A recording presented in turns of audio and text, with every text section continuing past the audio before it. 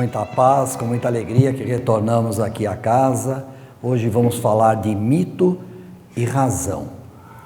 Mito, uma palavra de certa forma, nos tempos atuais, banalizada. Banalizada por que eu digo isso? Porque hoje a gente interpreta um mito como sendo algo mentiroso. Quando a gente vai falar de mito, a gente pensa, mito é mentira. O que não é mito é verdade. Tem até um programa na Fantástico, se não me falha a memória, que eles mostram lá, é mito ou é verdade? Eles nos induzem a pensar que então o que é mito é mentira. Olha como que é o conhecimento, como que é a aprendizagem. Então nós vamos falar de mito e razão, não esse mito com o conceito de mentira, mas o mito sobre o ponto de vista conhecimento. Quando nós iniciamos a nossa caminhada, iniciamos de uma forma bastante rudimentar. Como nós sabemos, Livro dos Espíritos, a gente inicia a nossa trajetória enquanto espírito de uma maneira extremamente simples e ignorante. Simples e ignorante não significa que nós tenhamos deficiências ou defeitos. Nós fomos criados por Deus. Nós fomos criados pela inteligência suprema. Portanto, essa inteligência, ao nos criar, ela nos cria de uma maneira perfeita. Apenas nós precisamos, apenas é uma forma singela de eu transmitir, precisamos nos desenvolver. E esse apenas pode durar muitos e muitos e muitos anos na nossa contagem de tempo. Ou muitas e muitas encarnações, como nós espíritas costumamos falar, para nos desenvolver. Mas cada um de nós temos instalado em nossos espíritos toda a essência necessária ao nosso melhor desenvolvimento. Porém, como nós não somos uma máquina, nós temos liberdade de escolha, na doutrina a gente chama essa liberdade de livre arbítrio. Eu faço as minhas escolhas. Portanto, apesar de eu ter em essência todo o potencial necessário ao meu melhor desenvolvimento, eu vou fazendo escolhas. E essas escolhas é que vão fazendo com que esse meu caminhar possa ser mais lento ou mais rápido. Imaginemos como se cada um de nós estivéssemos dentro de uma espiral. Espiral é aquele formato de mola, né? Todos nós precisamos e vamos passar pelos mesmos caminhos. Só que esse caminho não é igual para mim, não é igual para o próximo. Esse caminho ele pode ser maior ou menor. Portanto, essa espiral que a gente imaginariamente pensamos na nossa evolução, ela pode ser mais demorada ou mais rápida. Eu inicio meu caminho simples e ignorante. Simples e ignorante, o que vai acontecer comigo? Eu começo a buscar o meu desenvolvimento. O meu desenvolvimento ele se dá pelo conhecer. O homem simples e ignorante inicia a sua caminhada buscando conhecer. Conhecer o quê?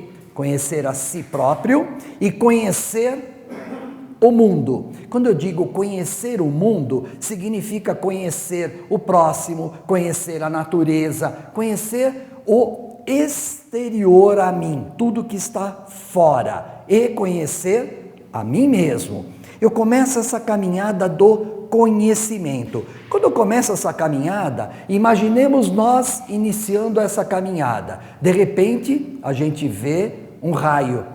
De repente, a gente vê uma onda muito grande. De repente, a gente avista um vulcão em erupção.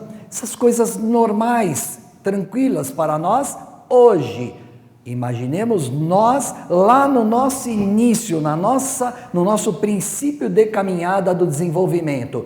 Tudo nos assustava. E nós precisávamos buscar o quê? Buscar apoio para nos acomodar. Então o mito é uma busca de uma acomodação, e ele se dá em função de várias coisas. Uma delas pode ser o medo, a outra delas pode ser uma explicação, mas não é algo mentiroso, é algo que vai me dar tranquilidade. E eu passo a buscar mitos. Por isso que a gente vê na história que a gente vai buscando tantos mitos ao ponto de criar até deuses. Aí a gente cria o Deus para cuidar da minha plantação, o Deus para vários deuses. O que são esses deuses? São mitos que a gente cria para nos dar conforto, serenidade.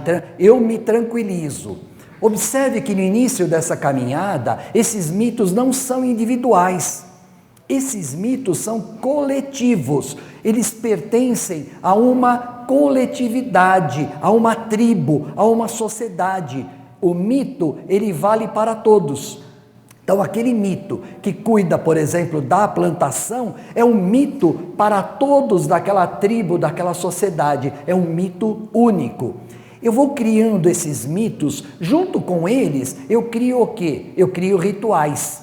É natural, eu crio uma forma de agradecer, de me comunicar com algo que está me dando segurança, tranquilidade, e eu vou criando rituais, os mais diversos rituais eu vou criando no meu desenvolvimento. Esse nosso desenvolvimento, ele teve algumas etapas que foram fundamentais para nós estarmos hoje aonde estamos. Nós desenvolvemos a nossa linguagem, isso foi fundamental. Imagina, nós não tínhamos essa linguagem como meio de comunicação enquanto encarnado. Eu tive que desenvolver uma linguagem. O desenvolvimento dessa linguagem, observem, cada região deste planeta desenvolveu uma linguagem própria, característica a ela. Então, nós não falamos inglês, nós falamos português e assim por diante. Desenvolvemos a linguagem, depois nós desenvolvemos algo que foi fantástico, que foi a escrita. A escrita foi importante porque a escrita, através da escrita, eu fui desenvolver o meu conhecimento e eu encontrei um modelo de passar o conhecimento adiante. Eu criei a cultura. Na hora que eu desenvolvo a escrita, eu crio uma cultura. Então, aquele local que eu estava, aquela sociedade, aquela tribo, ela passa a escrever a sua história. Quando nascem outros ali, outras gerações, aquelas gerações pegam aquelas escritas e dão prosseguimento. Então, a escrita foi importante para nós. Um outro detalhe que eu me recordo que foi importante foram as leis. Não as leis que nós costumamos discorrer na doutrina espírita sobre as leis divinas. Não, são leis humanas. As leis humanas foram fundamentais para o nosso desenvolvimento. Tirou daquele que nos conduzia, o chefe, o rei, enfim, o cacique, aquele que estava lá no poder, ele continuou a nos comandar. Mas ele passou a nos comandar não por uma decisão única dele, mas por leis, onde todos conheciam, todos discutiram. Isso foi importante para nós. Depois nós fomos criando, a gente foi parando de querer viver em tribos e decidimos viver em sociedade. Para a qual nós precisamos criar o quê? A cidade. Né? A nossa cultura, nós somos do Ocidente, então a nossa cultura, ela vem, o nascedouro dela está lá na Grécia Antiga, a nossa cultura em função de nós estarmos hoje encarnados no Ocidente. Então lá na Grécia Antiga é que nascem as primeiras cidades. Nós não conhecíamos esse conceito de cidade. Quando eu falo Grécia Antiga, gente, eu estou falando para vocês de 1000 anos antes de Cristo. Portanto, estamos comentando algo de 3000 anos atrás. Nascem as cidades, nasce o conceito de discutir nas cidades o melhor para aquela sociedade. Lógico, naquela época tinha algumas regras que nós demoramos para quebrá-las. Quais eram as regras deles? Não eram todos que podiam discutir. Por exemplo, mulher não podia discutir.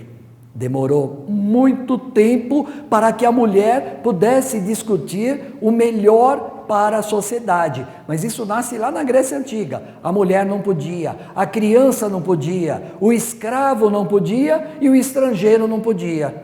Então só podiam quem? Os homens que tivessem nascido naquela cidade. Sobrava muito pouca gente, né? A população era menor, sobrava muito pouca gente.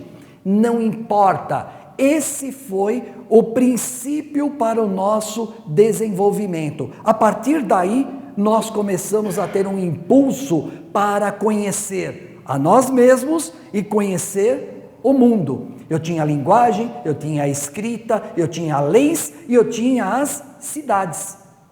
Quando os gregos antigos criaram as cidades, eles criaram um conceito chamado democracia. Já ouviram falar disso?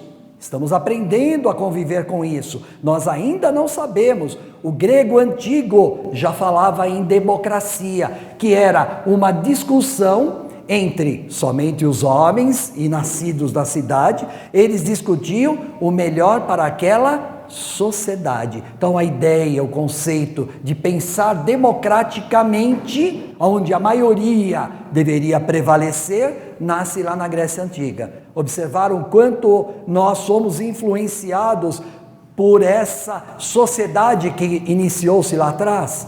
Mas, como eu sou espírita e sou reencarnacionista, me arrisco a dizer, quiçá não sejamos nós oriundos daquele momento. Não estou afirmando, mas estou sugerindo que nós podemos ter passado pelaquele momento e ajudado a contribuir também para aquele momento e para nós mesmos.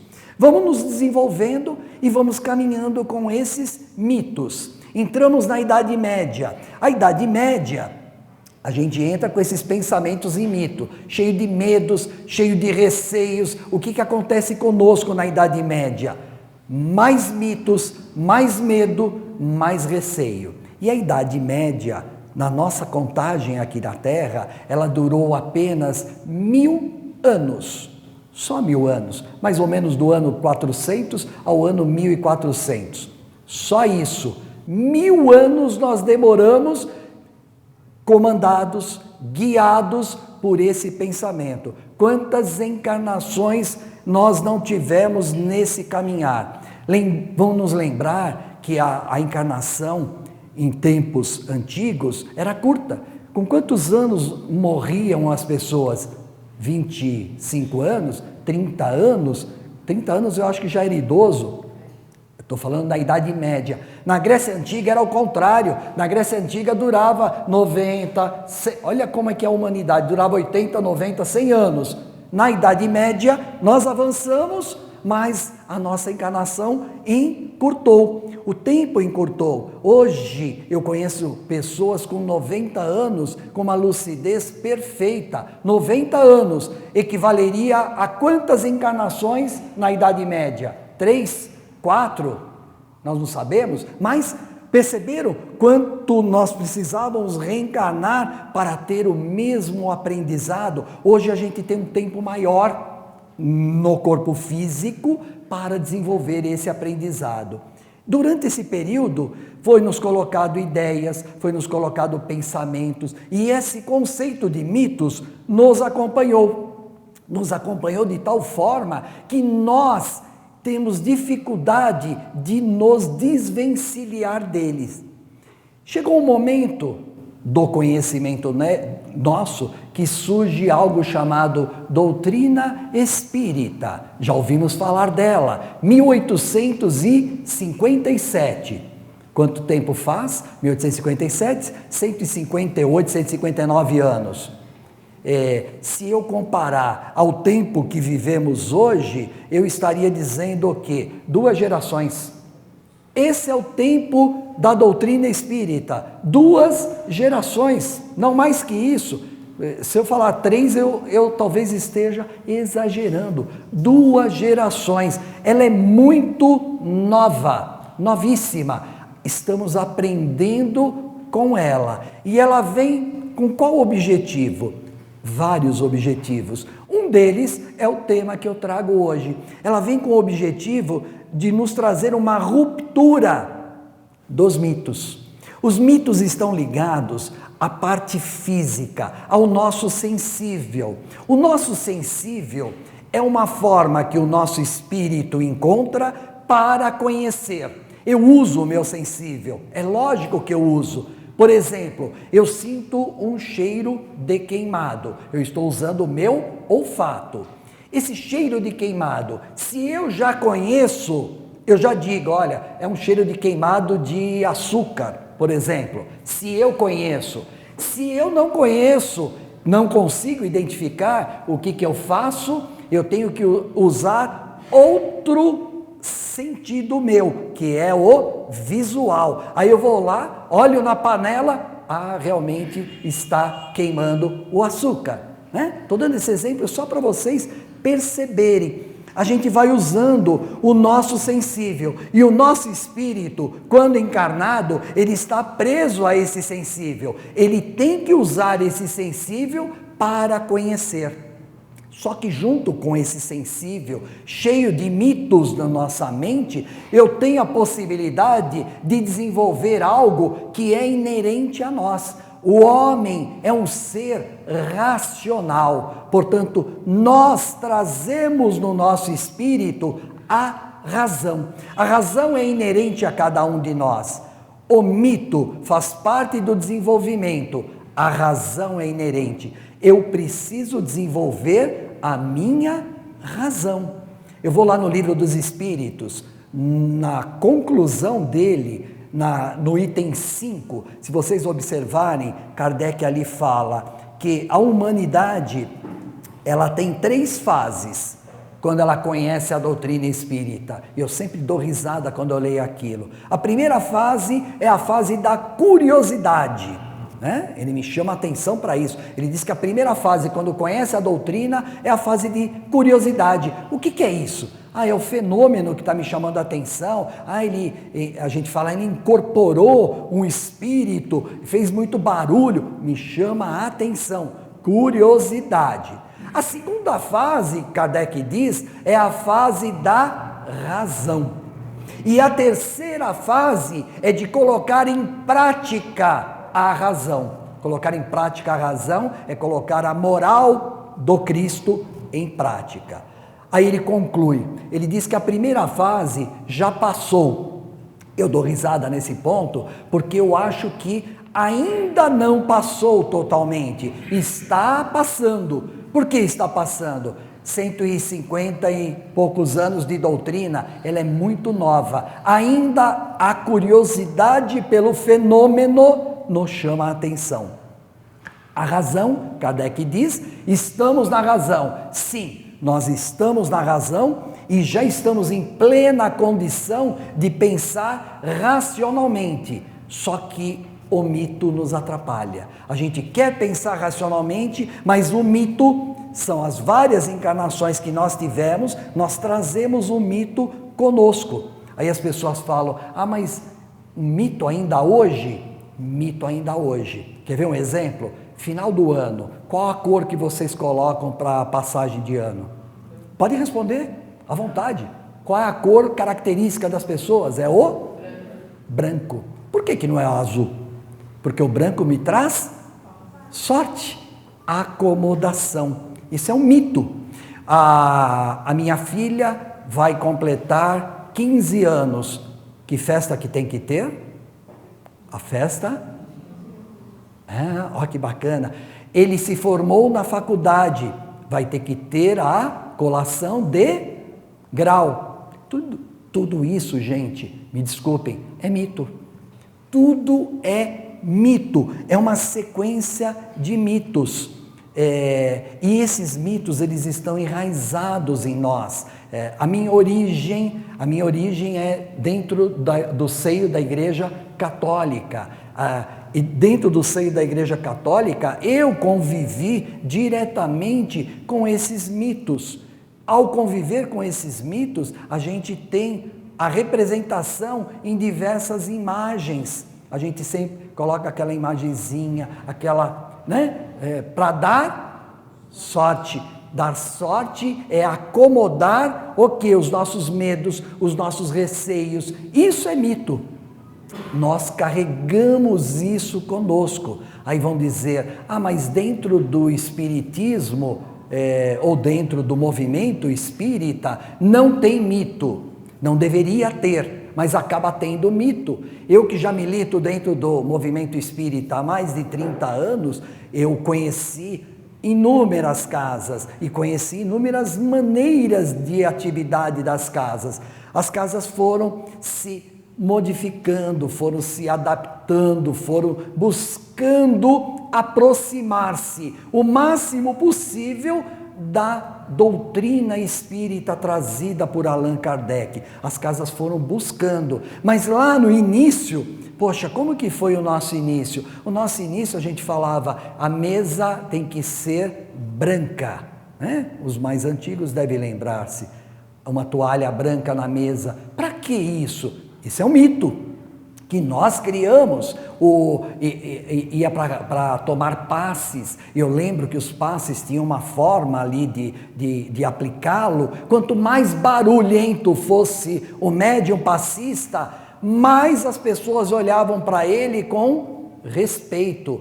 Criou-se um mito naquele médium e não paramos para usar a nossa razão, que o médium é um mero instrumento. Ele pode fazer o barulho que ele quiser, vale a atividade dos espíritos. Mas enfim, a gente freia a nossa racionalidade e coloca à frente o mito. A doutrina espírita em si, ela é toda razão, ela é racionalidade. Kardec foi o crítico da fé. Quando comenta-se de Kardec, a gente pode dizer sem medo de errar, ele foi um crítico da fé. De que fé? Da fé cega. A fé cega é a fé que me acomoda por qualquer coisa. O mito é algo que alguém me transfere, eu aceito aquela ideia que a pessoa me transferiu como sendo a verdade absoluta.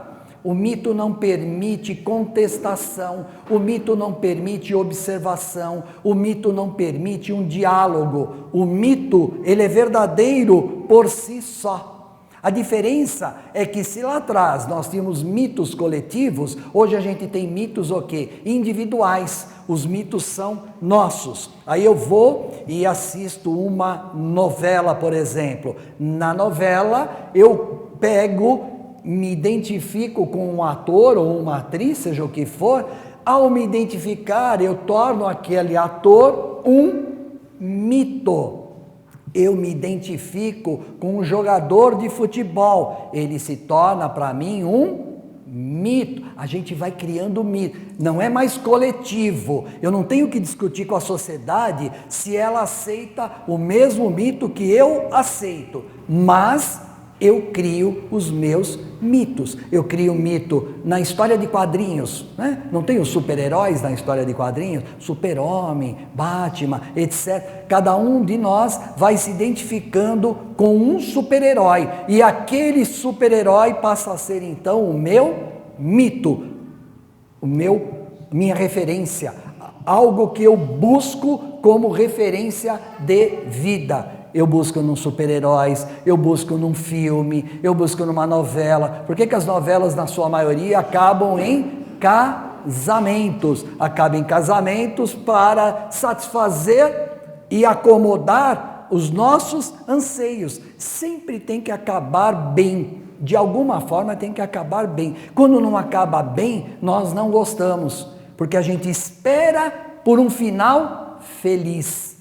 É o que a gente busca. A gente busca no mito algo que me dê tranquilidade, serenidade. E a doutrina vem e fala, rompe com isso, pense com isso de maneira racional. Use a sua fé sim, mas use a sua fé de maneira racional. Uma fé, e isso Kardec disse-nos, uma fé que não possa ser confrontada face a face com a razão, não faz sentido de ser. Não adianta eu criar aquele mito, criar aquela imagem daquela pessoa como sendo o meu Salvador. A doutrina espírita em si, a gente fala, ela é ciência por quê? Porque ela trabalha com os fenômenos espíritas, então ela é experimental, é a experiência, a parte da ciência, isso é a doutrina. Ela é filosofia, por que ela é filosofia? Porque essas experiências se fundamentam nas obras. Quando eu vou lá nas obras, Livro dos Espíritos, Livro dos Médiuns, o Evangelho segundo o Espiritismo, eu estou buscando o quê? O fundamento da doutrina. Então eu estou com a minha razão. E aí eu concluo dizendo, ela é religião em espírito e verdade. Ela é uma religião não constituída, porque se eu me limitar a dizer, ela é uma religião apenas, eu temo de me ser confundido com as religiões de modo geral que trabalham com os seus mitos. Então eu sempre procuro acrescentar, ela é uma religião em espírito e verdade, ela é uma religião, mas sem formalismo, sem formalidade. Então ela tem que ter uma hierarquia, mas não aquela hierarquia sacerdotal. É uma hierarquia natural, porque alguém precisa conduzir. Essa hierarquia de condução não significa que a palavra daquela pessoa na hierarquia, porque ele está mais alto, é a que vale. Não. Se eu fizer isso, eu estou tornando essa palavra um mito, uma referência. Eu tenho que usar a razão. A doutrina espírita não promove casamentos, por exemplo. Quem promove casamentos são outras religiões. Então eu evito falar só religião, eu falo uma religião não constituída. Eu falo religião espírita e verdade, porque ela não vai promover um batizado. Ah, mas só jogar uma água aqui no... Ela não vai promover, a doutrina espírita não promove batizados, ela não promove casamentos, a doutrina espírita não deve nos convidar a todos dar as mãos e juntos, não tem necessidade, isso é ritual, nós não temos essa necessidade, não precisamos disso, precisamos da razão. Precisamos raciocinar. Se nós conseguirmos colocar em prática a razão e trazer junto à fé, o nosso conhecimento se desenvolve com maior velocidade. A doutrina, então, ela nos convida a pensar racionalmente, a pensar na estrutura dela. Observe a estrutura do Livro dos Espíritos. Olhe como ele é estruturado racionalmente. Às vezes eu fico imaginando, poxa, olha o trabalho que Allan Kardec teve de elencar essas perguntas. É fácil hoje, né? Está tudo em ordem, está tudo numa sequência. Imaginemos ele lá atrás, em 1855, 1856, quando ele começou a construir o livro. Qual era a primeira pergunta? Qual era a segunda pergunta? E olha como ele coloca a coisa absolutamente numa ordem que vai nos conduzindo racionalmente. Ele vem e lança a primeira pergunta: que é Deus? Quando ele lança essa primeira pergunta, ele já está me convidando a raciocinar. Ele não está perguntando quem é Deus. Ele foge da imagem e semelhança do homem que nós buscamos em forma de mito. Por isso que acomodaram isso na nossa mente em outras encarnações, quando nos disseram, Jesus é Deus. Jesus não é Deus. Deus é uma coisa, Jesus é um espírito como nós. Como nós, eu estou sendo simpático, né? Comigo mesmo e e com todos vocês. Como nós no sentido de essência, e em sentido de desenvolvimento. Lembra-se que eu brinquei naquela espiral? Ele está lá na frente, nós estamos aqui atrás. Por isso que ele disse, eu sou o caminho. Eu sou o caminho no sentido de nos mostrar o caminho mais curto para chegar até onde ele está. Jesus é a nossa referência. Jesus é o nosso mito. Essa é a questão, esse é o convite que a doutrina nos faz. No fundo, ela nos convida a raciocinar e perceber que nós temos um mito sim, esse mito é Jesus. Se eu tenho que ter um mito e persegui-lo, esse mito é Jesus. A doutrina, ela é toda racional. Eu começo a pensar em Deus, mas eu não começo a pensar em Deus porque é a primeira pergunta simplesmente. Eu começo a pensar em Deus porque Ele é causa de tudo que existe. Por isso é a primeira pergunta e não a pergunta 25, 38 ou qualquer outra. É a primeira pergunta, é o início do livro, que é Deus.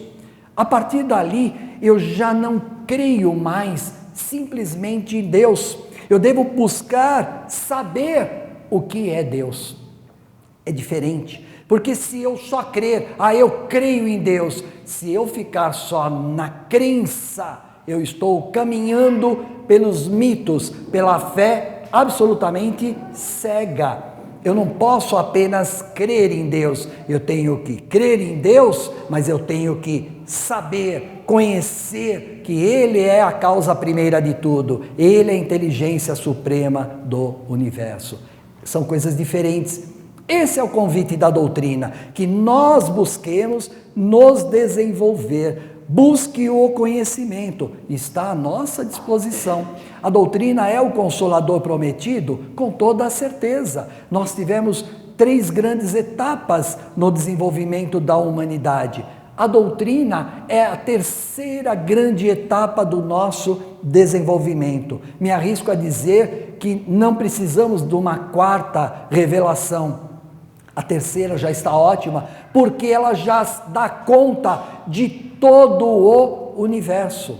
Olha a diferença da doutrina. A doutrina não é de um espírito, a doutrina é dos espíritos. Quando coloca no plural, já nos convida a raciocinar. Ora, não é uma revelação de alguém, de uma pessoa, não é um ponto de vista, é dos espíritos. Portanto, é uma comunhão de espíritos que trabalharam para a formação da doutrina espírita, que pode ser usada no planeta Terra ou em qualquer outro local que a gente venha a encarnar. Por falar em qualquer local, a doutrina nos dá algumas bases fundamentais que a gente só consegue entender, compreender racionalmente. A questão da reencarnação, por exemplo. Reencarnação, eu imediatamente penso na justiça de Deus, racionalmente. Se eu quiser fugir da racionalidade, eu elimino a questão da reencarnação. Se eu tirar a questão da reencarnação da doutrina, ela deixa de ser a doutrina espírita e passa a ser um pensamento espiritualista. É outra coisa, não é mais espírita. Espírita, nós pensamos racionalmente na reencarnação. A reencarnação é inevitável, independente de classe social. Pode chocar aquele que está hoje encarnado numa classe social mais elevada comparado aos outros, mas é inevitável. Nós precisamos reencarnar. E ao reencarnar, nós podemos experimentar qualquer uma dessas classes sociais. Vamos experimentar aquela que for mais adequada à nossa necessidade. Nascemos no Brasil, por exemplo. Por que no Brasil? Por que no meio dessa confusão toda que está ocorrendo hoje? Porque nós precisávamos disto. Nós não estamos aqui por um acaso, porque Deus não joga dados, Deus não brinca conosco. Nós estamos aqui por uma necessidade de cada um de nós. Nós temos compromissos conosco compromissos com a nossa família, compromissos com essa pátria, compromissos com o planeta. Nós temos compromissos, só a doutrina para nos esclarecer racionalmente quais são esses compromissos. Depois eu volto lá, falei de reencarnação, falamos, por exemplo, de liberdade, livre-arbítrio, que eu já mencionei. Quando falamos em liberdade, estamos tocando no ponto chamado responsabilidade. Eu só vou pensar em responsabilidade racionalmente, senão eu uso a minha liberdade a bel prazer. E Paulo de Tarso tinha razão quando ele dizia: tudo lhe é lícito, mas nem tudo lhe convém. Ou seja, eu posso fazer tudo, mas nem tudo eu devo fazer. Liberdade com responsabilidade é pensar racionalmente, sem mitos.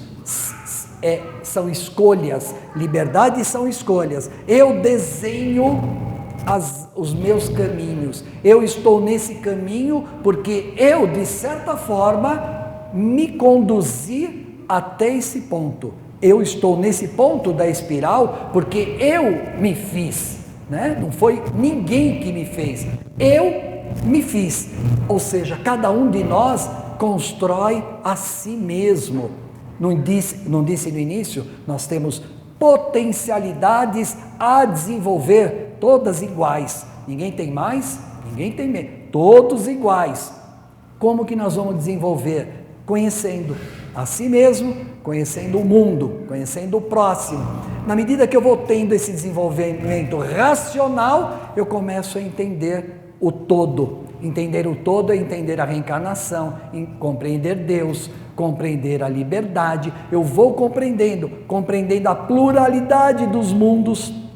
Quando eu compreendo a pluralidade dos mundos, é fenomenal, porque eu começo a me perceber que eu não sou único. Seria muito egoísmo da nossa parte acharmos que nós somos únicos. Só nós fomos criados, só o planeta Terra. E a própria ciência, gradativamente, a ciência não vai chancelar absolutamente nada da doutrina, mas a ciência começa a desvendar esse universo. Cada vez mais ela vai descobrindo novas localizações, novos planetas, cada vez mais ela vai descobrindo. Isso é uma referência apenas para nós percebermos que nós não estamos sozinhos. Existe uma pluralidade de mundos habitados.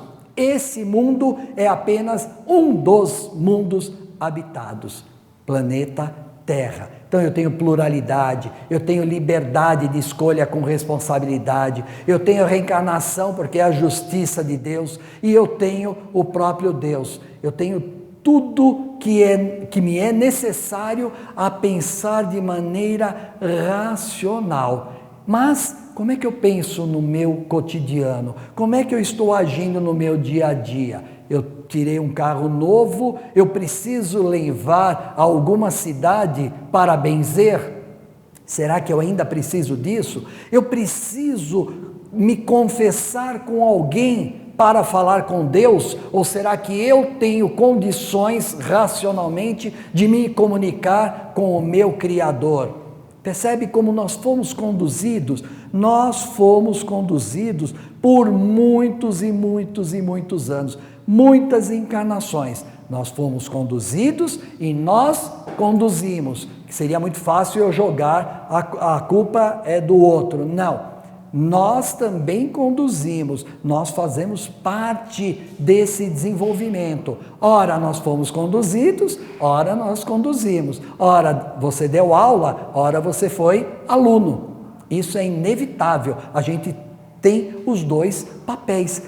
Esse desenvolvimento com conhecimento, ele vai gradativamente rompendo essas questões. Eu não preciso mais colocar o branco para passar o ano, eu não preciso mais daquela imagem para falar com Deus, eu não preciso de rituais para falar com Deus, eu não preciso ficar mandando mensagem para me comunicar com Deus. Está muito na moda, né, na internet, mandar mensagem, mandar correntes Quando eu vejo essas correntes eu fico arrepiado, porque às vezes é muito longo, e eu confesso, eu não vou ficar lendo tudo aquilo lá. Quando eu vejo no final, se você concorda, passe para mais 3, isso é ritual, gente, isso é mito, isso são acomodações, e aí vem escrito sempre aquelas frases para nos dar segurança. Se você receber essa mensagem, hoje você vai ter uma boa notícia, né?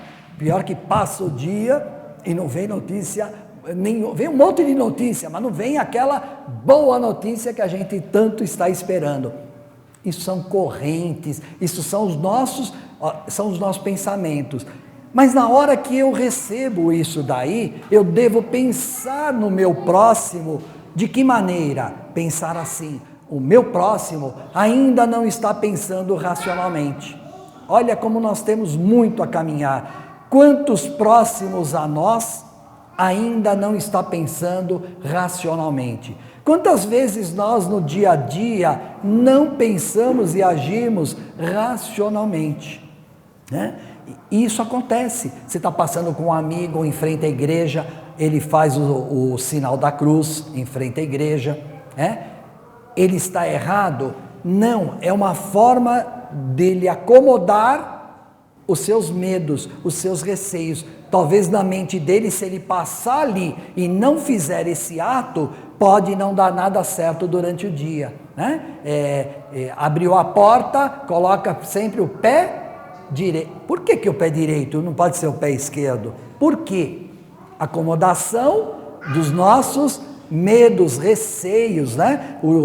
Eu lembro na casa dos meus pais, não podia deixar o sapato ou o chinelo virado, né? Por quê? Porque é um sinal que poderia morrer alguém, sei lá. É que nem tomar leite com manga, é mais ou menos isso. Se você tomar leite com manga, você vai morrer, é mais ou menos isso. Isso vai passando, o leite com manga, ele vai passando de geração a geração, até que chega uma geração, e vai lá essa geração, e ela toma o leite com manga, e vê que ela não morreu, acabou todo aquele mito, acabou todo aquele temor. E eu acho que é isso que está faltando para nós. Está faltando para nós construirmos uma nova geração. Eu não sei se é uma nova geração, ou 2 novas, ou 3 novas, mas está faltando isso para nós. Nós precisamos e devemos construir uma nova geração. Uma nova geração liberta desses medos, liberta desses receios, e que pensem com serenidade. Deus não vai nos punir, nós não temos pecados, nós não somos pecadores, nós apenas andamos por caminhos errados. Não significa que Deus vai cobrar aquele meu pecado, cobrar aquele meu erro. Eu não vou parar em nenhuma fogueira, eu não vou parar no inferno, nada disso vai acontecer comigo. Nós precisamos criar uma geração para desmistificar isso daí. E a doutrina vem para quê? Para nos auxiliar. A doutrina nos auxilia, sobretudo quando ela está fundamentada nas suas obras, mas acima de tudo, quando nós passamos a ter atitudes morais. Quando eu vou lá no Livro dos Espíritos e percorro da questão 614 até a 628, é uma sequência de perguntas que Kardec vai fazendo aos espíritos, de maneira ordenada, obviamente. Ele vai fazendo aos espíritos para perguntar: como que eu devo conhecer? Como que eu devo agir? E os espíritos gradativamente vão respondendo. Você deve agir segundo as leis divinas. E aonde estão essas leis? Estão gravadas na sua consciência, ou seja, estão gravadas na nossa consciência. Ninguém pode dizer que não conhece, está gravado na nossa consciência. E vai discorrendo, até que chega um momento que Kardec pergunta: e qual seria o modelo que eu devo ter? E eles respondem: Jesus. Esse é o modelo. Se eu tenho que buscar um mito, se eu tenho que buscar uma referência no planeta Terra, essa referência é Jesus. Por que eles colocam Jesus como referência? Porque esse é o grande objetivo nosso. Nós não temos outro objetivo, nós espíritas, senão trabalhar sobre a moral de Jesus. A doutrina espírita só é boa quando ela está em ação. A ação dela é a moral de Jesus. A doutrina, no fundo, ela nos convida a isso, a pensar na moral de Jesus. Quando eu começo a pensar na moral de Jesus, eu começo gradativamente a entender racionalmente. Por que Jesus não falava na primeira pessoa? Por que Jesus falava tudo na terceira pessoa? Por que Jesus vai me ensinar uma oração e ele não diz o meu Pai, ele diz o nosso Pai? Por que Jesus fez isso? Eu tenho que pensar racionalmente. Por que ele pede o pão nosso e não o meu pão de cada dia? Por que Jesus fez isso? Por que ele fala isso na terceira pessoa? Por que ele sugere a nós para amar ao próximo como você ama a si mesmo? Para compreender o próximo, para aprender a perdoar o próximo, para aprender a quebrar esse nosso egoísmo e tratar o próximo com mais humildade, entender o próximo, o momento do próximo. Cada um de nós não está no mesmo momento, nem dentro do nosso próprio lar. Eu, esposa, filhos, netos, etc. Cada um ali está no seu momento. Não é por idade o momento. Talvez eu tenha um neto que tenha um desenvolvimento muito maior do que o meu. Me surpreende, fala coisas que eu naquela idade jamais pensaria em falar. Significa que cada espírito que está ali na minha convivência está no seu momento. Cada um de nós está no seu momento, no nosso ambiente de trabalho, na rua, quando as pessoas discutem, como nos tempos atuais, discute-se muito política, e o espírita não vai falar, tem que falar. Eu sou espírita, mas eu sou um cidadão que participo de uma sociedade, e portanto eu tenho que participar daquela sociedade. Só que eu devo participar de que forma? Sempre focando a racionalidade. Se eu focar a racionalidade, se eu focar a ação que a doutrina me propõe, que é a moral de Jesus, eu compreendo o meu próximo. Mas não é possível que ele não está enxergando, está tão claro para mim, talvez obscuro para ele. Os nossos valores são diferentes. Se eu falar aqui para vocês, olha, eu tenho uma caixinha aqui, cheia de bom senso aqui dentro, alguém precisa? Duvido que alguém precise de bom senso. Todo mundo tem bom senso, todo mundo tem para dar e vender conhecimento, razão. Então, todo mundo está sempre com a razão, e esse estar com a razão é absolutamente relativo, porque a própria ciência tem nos provado que aquilo que é verdade hoje, amanhã deixa de ser verdade. A própria ciência humana prova isso, que dê lá o nosso conhecimento racional. Aquilo que eu entendo como sendo verdade hoje, amanhã ele é desconstruído. E essa desconstrução acontece com uma velocidade enorme, uma velocidade intensa. Por isso o nosso convite: conheçam as obras da doutrina, estudem as obras da doutrina com um olhar não mitológico, mas com um olhar racional. Lógico, eu estou encarnado e eu preciso dos meus sentidos desse corpo físico para mergulhar na doutrina espírita, mas não deixe de passar pela consciência aquilo que nós estamos lendo de maneira racional. Eu passo a entender o meu próximo diferente. O meu próximo ainda está muito preso a coisas mitológicas, presos a rituais, né? Eu nem comentei com vocês aquele ritual do bode expiatório, né? Eu sempre falo, quando eu comento do mito, o bode expiatório, o que é? Nós matávamos um animal para aquele animal levar os nossos pecados. Olha que pecado matar o animal achando que ele vai levar o meu erro.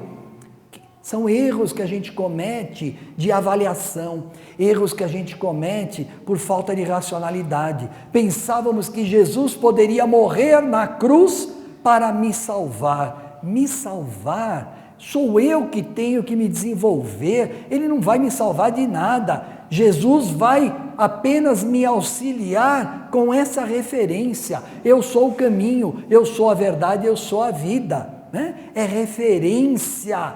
Busca.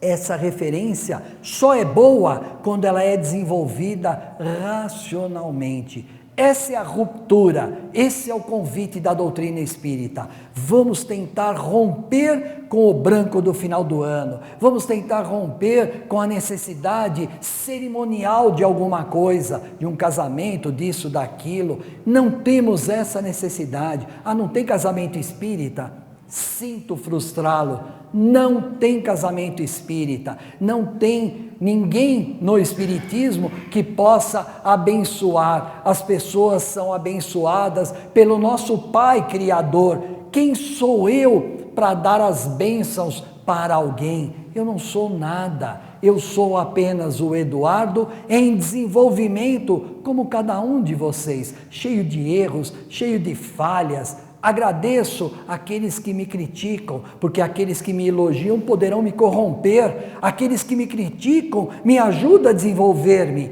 Os que me elogiam são meus amigos, e os amigos elogiam graciosamente a gente. Mas eu busco o quê? A crítica, não a crítica que me destrói, mas a crítica que me constrói racionalmente.